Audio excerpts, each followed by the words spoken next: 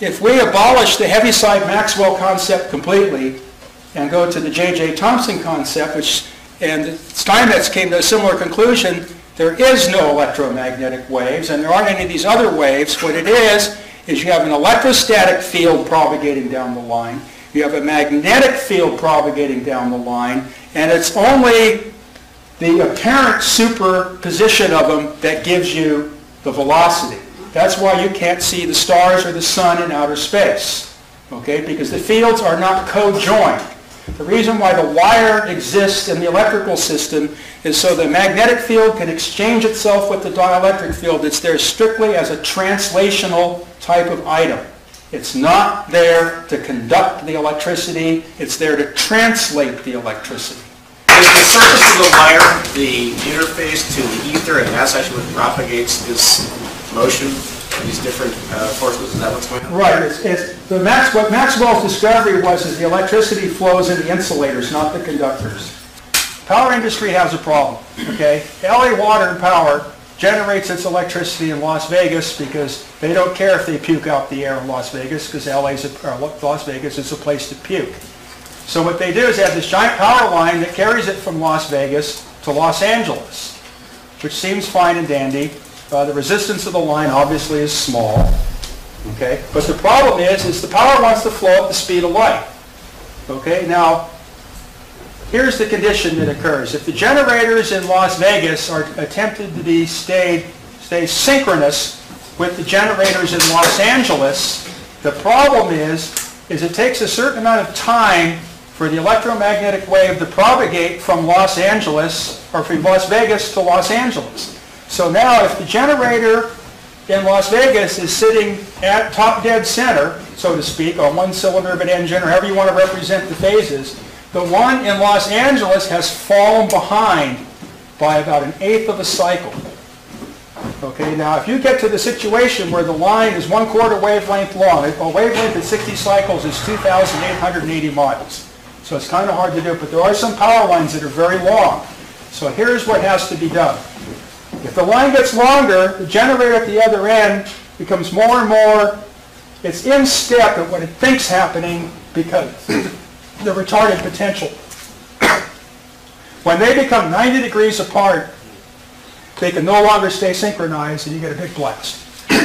So here's what the power company does. Unless you have quantum entanglement. Well, whatever, that doesn't exist in this talk. That's denied. Okay? So here's how they do it. They don't involve themselves in quantum mysticism because you can't make anything out of it that works in the electrical world. They use a very simple thing. They do what we were just talking about here.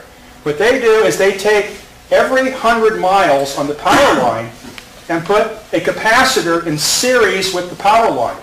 Now that capacitance in series with the power line sets the time angle back every time the wave is going through a capacitor station. These capacitors are gigantic.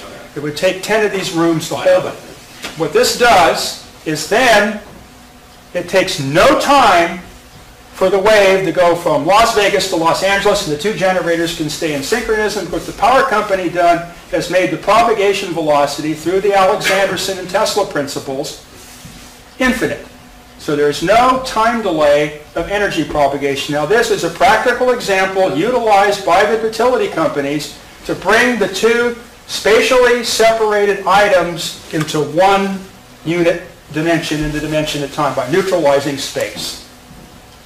This is one way. This is how Tesla would transmit.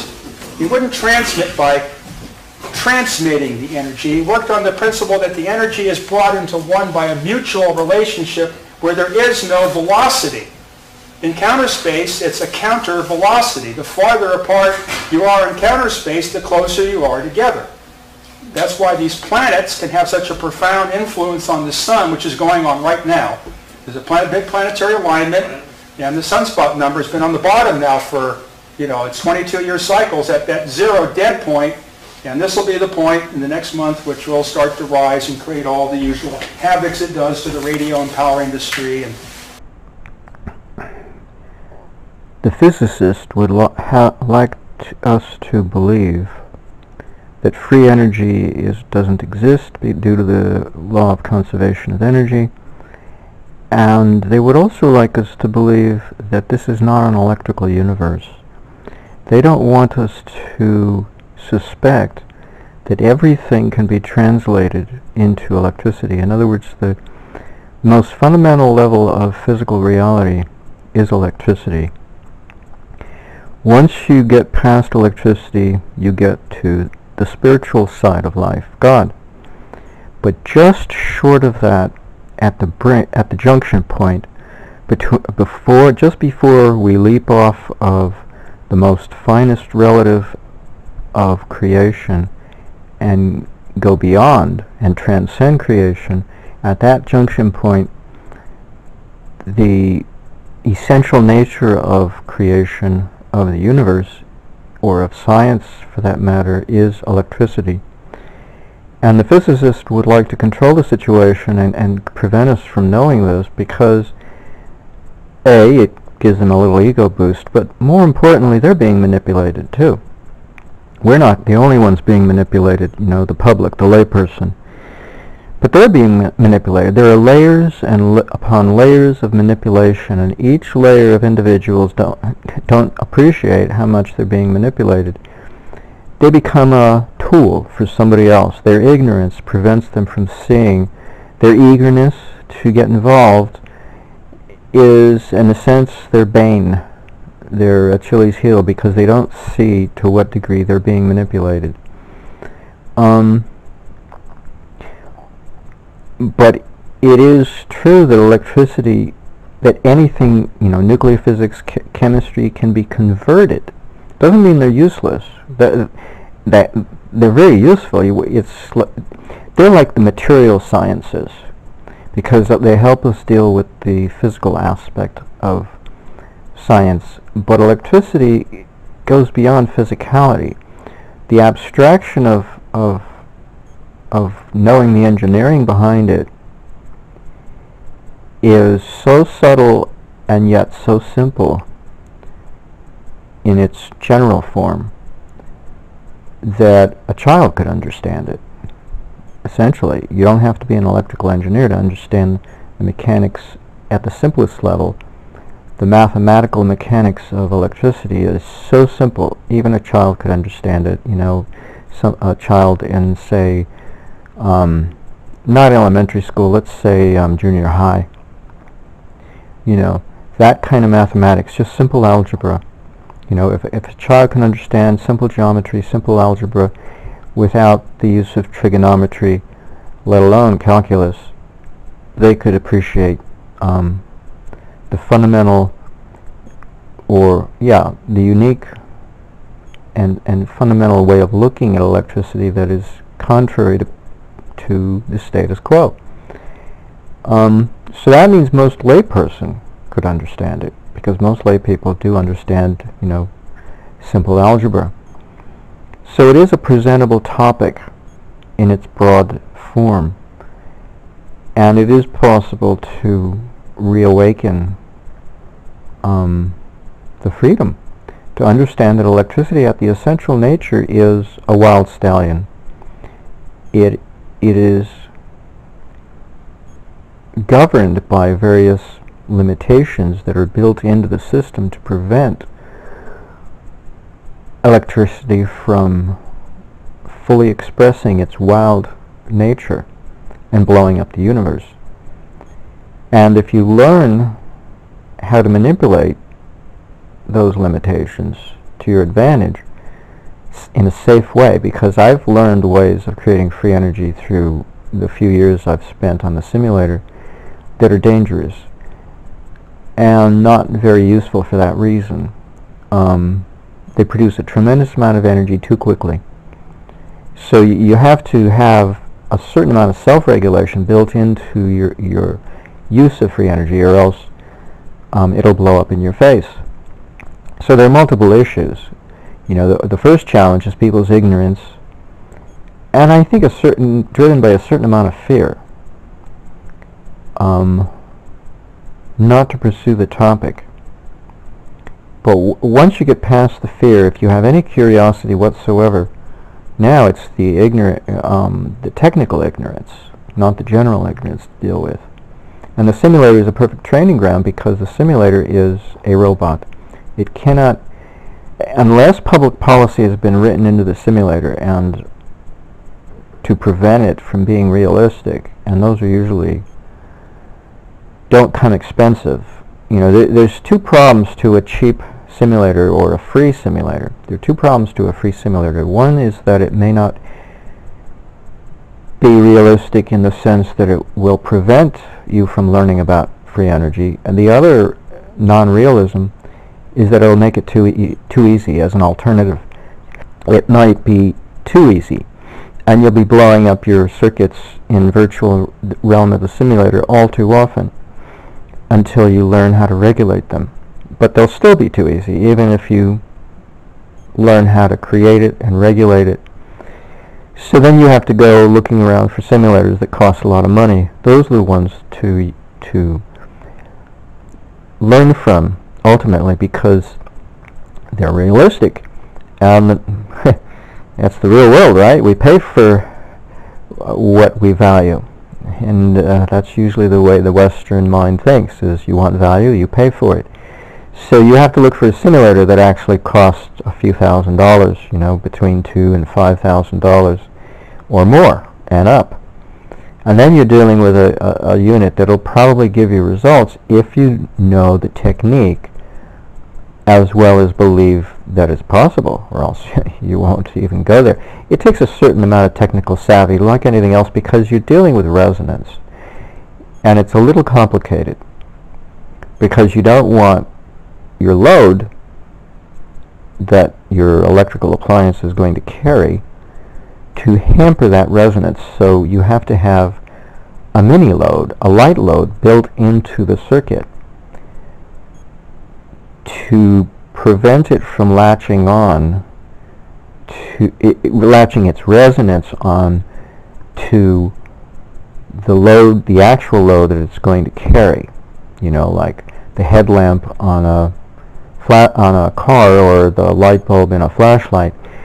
That's the main load that you want to service with your circuit in a highly efficient way, such that instead of the normal manner of a 1.5 volt battery funding the energy for that light bulb on that flashlight, instead you have a minuscule, an infinitesimally minute quantity of energy that you have to use to run that light bulb. So we're not talking zero cost here. There's still going to be a cost, but we reduce it to the point that now the battery that ran that flashlight can now run your car, and it can be charged or recharged by a solar panel the size of a solar panel on a wallet-sized calculator. That's the ridiculousness of the ignorance, the pervasive ignorance that we have, and the policy that physicists merely are the police. Literally, they're the official police watchdogs to ensure that we don't go down this path of free energy. Because if we did, it would make us all sovereigns. You know the definition of a sovereign? He's the ruler of his realm, right? Or her realm. And why? By divine right. You know, the divine right of kings and queens. And all too often, sovereigns became worshipped as embodiments of divinity. Well, if we're the people who founded this country, you know, the United States of America, way, way back in the day, they considered us all to be sovereign, and then we lost that at the opening days of the Civil War, March 1861, when the 9 congressmen walked out of Congress. We lost our republic, and we've had first we had a dictatorship under Lincoln, and then we had an incorporated United States after the close of the war, during the Reconstruction period, and we've had one ever since. So we really don't have a republic anymore that stands for sovereignty of the individual. We have corporate pawns, and that's what we are. We're pawns of the corporate world. And you know, they're not in charge of the physicists any more than the physicists are in charge of us, but it's kind of like the KGB status of Mother Russia back in the day, in which everybody was so fraught with fear that everybody watched over everybody else's shoulder and prevented any kind of freedom from manifesting. And here in this country, it's not so much you end up in the gulag in the Siberia, so much as you're just shunned. You you lose your reputation if you start talking about free energy. You get booted out of forums and so forth and so on. But it's all due to our ignorance. So we don't have a clue, and so it's easy to be manipulated due to ignorance, and also an attempt to appeal to emotion, an attempt to go to authority figures. That's not going to help because they're under the same limitation that we are. And let's see, emotion, authority, and common sense. Oh, well, nobody else has talked about this, so why should we listen to you? Why should you listen to me? So those are the three very popular mainstream fallacies of logic. There are 5 main fallacies of logic, but those are the 3 that are in popular use today, restricting us from growing past the corporate mindset and reclaiming our sovereignty as is our divine right.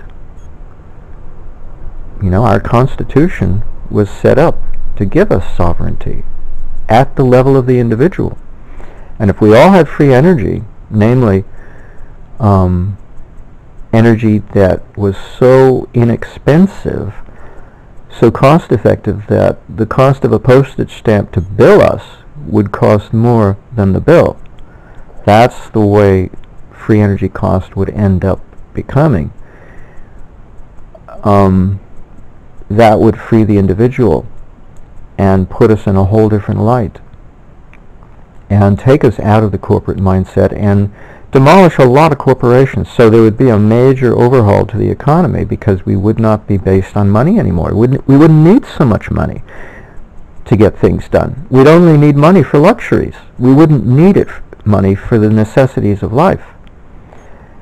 So it would mean a whole restructuring of society. It's mind-blowing, the consequences of free energy, and that's why the powers that be prevent it. Maybe not because they don't want it to happen, maybe they just don't want it to happen overnight. But be that as it may, I'm not a believer in going slow with anything. And so I'm always busy pushing the idea, and so I do it in my own small way, by giving presentations in one format or another that help introduce this idea, because I'm not a specialist by any means.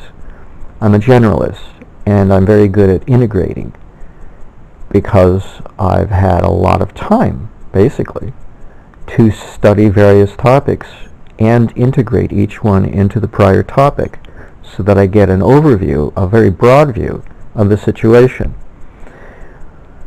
But I'm also motivated to see some change happen, and so the only way to do that is to continue to pursue change by way of periodically interacting with people to share with them my point of view so that they're a little less ignorant than before. They don't have to believe or agree in anything, but at the very least, my opportunity to introduce an idea and a set of ideas that go with that idea, you know, supporting ideas, along with the main idea, so that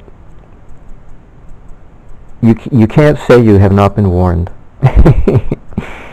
Essentially, when it comes time to be judged, and I will not be the one to do the judging of anyone, you won't be able to say to your conscience with any sort of self-regard or self-respect that you have not been warned. So there's a certain responsibility that comes with knowledge, and that's why I do consider knowledge to be a burden, and that's why a lot of people don't want to listen about this. They want to shut it off right away because they don't want the responsibility of knowing more than what they already know, because it means they'll have to make changes in their life, and they don't want to see change. They want to see success, but they don't want to. They're afraid of losing success in the face of change and the stability that they've managed to wrangle out of life to the extent that they have up to this point in time. It's scary. I can imagine it's scary to a lot of people You know, when security comes first, you know, survival. When survival comes first, fitting in. You don't want to be shunned and laughed at and ridiculed. Those are the two main problems besetting most people's ignorance and desire not to know any more than what they already know. Beyond that, it's really not too much an issue. Because free energy, by its nature, cannot be dominated. Because the nature of electricity is a wild stallion. And so left to its own devices, it refuses to be dominated. In the sense that it doesn't pay attention to wanting to be dominated. You know, it's not subservient to, oh, I want to be dominated, you know, I want to be controlled. No, we do that only because we choose to, and we control it too much. Because A, we don't understand, and B, we're not allowed to know how to control energy in an intelligent manner such that we give it a little wiggle room, a little more wiggle room than what we've given it so far. Yet still control it so that it doesn't fly in our face and blow up. And I guess it goes back to the idea that we don't believe we are divine by birthright, even though we have to earn it. We have to grow into it. We have to evolve into it. But as a birthright, divinity and the sovereignty that comes with divinity, or sovereignty that comes with divinity, any way you want to look at it, they run together. And that means we get to be co-creators. You know, the universe is managed by the Creator already. Or you don't even have to believe in God. But we do have this birthright to be in charge of designing a better world. Because we already are in charge of designing the world as we find it. You know, the man-made world, our society, our culture. So it would be evasive and hypocritical to say that we're not already in charge. It's just a question of how much more in charge do you want to be with your life instead of leaving it to somebody else. And if you're happy with the way things are, then nothing I'm saying will be of any use to you. But if you want to see some change happen, then it is possible to get an education on the subject. And that's why I've written the 3 books that I have. 2 on the same topic. It's just one is in Spanish and one is in English. The Spanish was an exercise in improving my grammatical style and in having a better appreciation for what it is I'm trying to say. So I had to rectify my presentation as well as my content by trying to use Google Translator to translate into a foreign language. But once I did that, I pretty much was finished with that text. So I have 2 versions of that give away the circuit concept in its slight variations that I've dealt with. And it's a motorized transformer, basically, that becomes its own generator. But then I have this 3rd one that deals with all the theory. And it's not very long. It's actually a very short book, somewhere between 1/3 and 1/2 the size of the other book, and the other book is very small. I mean, the other book is around 30 pages, and this one is around 13 pages, I believe, or 12 or 13. I think it's 13, no, 16. It's up to 16 pages now. But still, it's not big enough to make a paperback book on Amazon. It's barely big enough to make a Kindle. So I get to sell it. But I could also give it as a presentation. You know, stand up in front of a crowd and give a presentation and just read from the text. Or display this audio and display a few transparencies projected by an overhead projector and field questions. And give away free copies of the theory book on Kindle to anybody in the audience who wants it. I guess that's all I really have to say. So sovereignty means we have the divine right to have whatever kind of life we want to have. And if we want a better life, all we have to do is make it happen. It's really a grassroots objective because authority is not going to come to our aid. We have to come to our own aid if we want to see a better world, a different world. If we want to see a different world along certain lines in which we have more freedom to make more choice. We have more choices, giving us more freedom of choice. Right now we have a certain amount of freedom, and for a lot of people that's good enough. But we could have more freedom of choice, more options to choose from. You know, what I envision is that we're no longer plugged into a utility grid. So the utility grid would be the only thing that would actually disappear completely, while money would become less significant. But it would still be around for people who are wealthy and want to spend money on luxuries. Fine, let them spend it on luxuries. But all the necessities of life, which are not just food and shelter and clothing, but also education and recreation and travel and, you know, yoga and meditation and self-help and development, which is what education is. It's just you don't stop at high school or college, you go on for life. So, you know, the necessities of life can be opened up. They're kind of limited at the moment because they expect us to go to work. We expect ourselves to go to work, and we don't have time to go to school anymore, you know. So actually we could go back to school. You know, that's a necessity of life, is to keep going for an education. If that's what you want, you should be able to do so. So all the necessities of life need to be opened up and freed. So free energy is really about freeing up the necessities of life by redefining what they are to a greater scope, so that we can all appreciate them to their full maximum extent. And only luxuries should cost us something. So money won't be too important, and the utility grid will be non-important. Because what I see happening with this scaling down approach to looking at how free energy works, because it's not a perpetual motion machine, I'm finding out. You know, the definition of perpetual motion machine is a very strange definition. It literally, if you look it up, it says, and if you look for over unity, you won't find the definition. You keep getting redirected to perpetual motion machine, and it's defined as being a machine that has no energy input whatsoever and just runs continuously. And that's so bogus, it's unbelievable. You have to have some energy to make more energy. We know this to be true. It takes money to make more money. Well, it takes a little energy to make a lot more, and you don't need much, but it does take some. So what I see, when you think about it, what does that mean? It means every single appliance can have its own power plant built into it.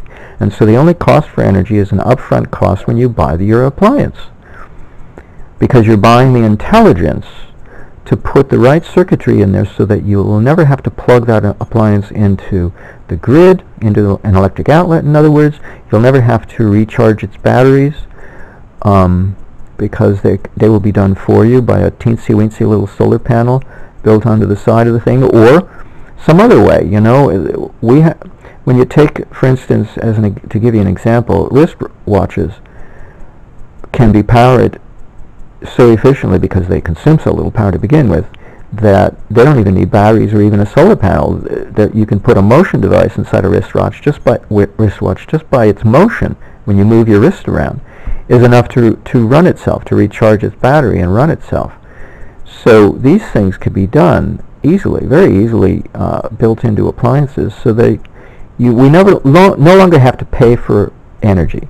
We pay for everything else, but because energy would be cost-free, relatively speaking, for all practical purposes, that's why I use the word free energy so freely, because relatively speaking, that's what it comes down to. It's practically for zero cost when it comes to energy. Then that frees up a lot of things and makes a lot of things available to us as a way of life to change our life.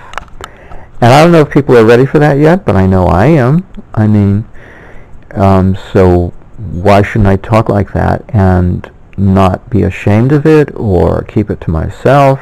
Why not talk about it, that it's possible for all of us to have that kind of a life? Really, the only restriction on life is whether or not you have money to spend on luxuries. That's all. Things you don't need.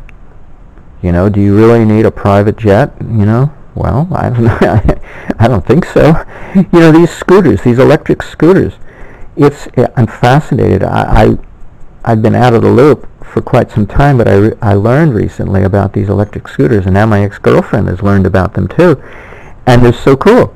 They stand on the street, and you have an app on your phone, and you pay for it, you rent it, and you use it to take you from one part of the town to another. They're like a rental car. And you get on it, and you can't use them on the sidewalk by law. You have to use them in the streets, so you have to wear a helmet, you know, and I've seen people not use them and not wear helmets. And it goes pretty fast. It goes 10 miles an hour. And they go, and they're gone. And it's amazing. And so, you know, it's conveniences like this that make you wonder what more is in store for us. So this is one little area I've focused on, because it bothers me that electric cars are not consumer friendly. Nobody really wants to buy them, you know, or else Detroit would be whipping them out, but they don't want to sell them because their sales would go down, because electric cars last a long time.